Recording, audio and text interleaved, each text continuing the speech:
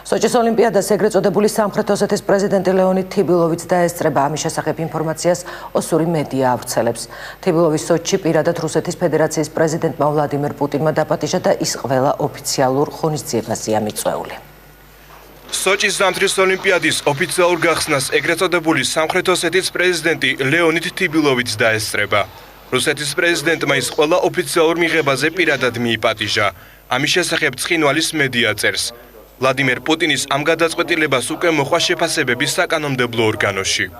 აბსოლუტურად ლოგიკურია პუტინის მხრიდან და თიბილოვის მხრიდან ეს ნაბიჯები, ჩემთვის არალოგიკურია საქართველოს ხელისუფლების ნაბიჯები. ბუნებრივია, რომ პუტინის და თიბილოვის ყველაფერს გააკეთებენ იმისათვის, რომ მათი ამოცანები და გეგმები იქნეს რეალიზებული.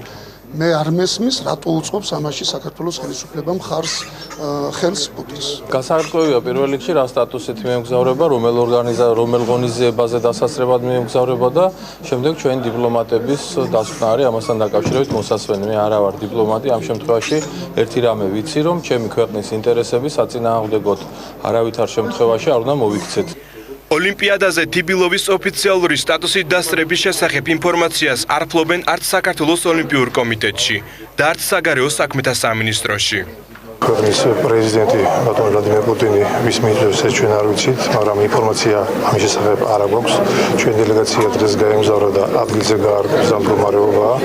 ჩვენ დაგეგმილი გვაქვს თომას ბახთან, საერთაშორისო ოლიმპიური კომიტეტის პრეზიდენტს შევხედრა.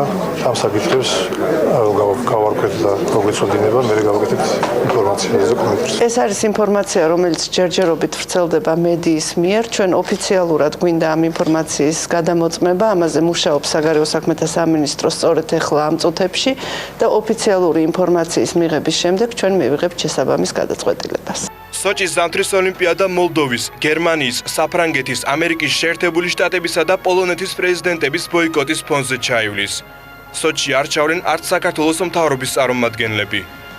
ზამთრის ოლიმპიადა, რომელზეც 4 ქართველი იასპარეზებს 7 თებერვალს დაიწყება და 23 თებერვალს დასრულდება.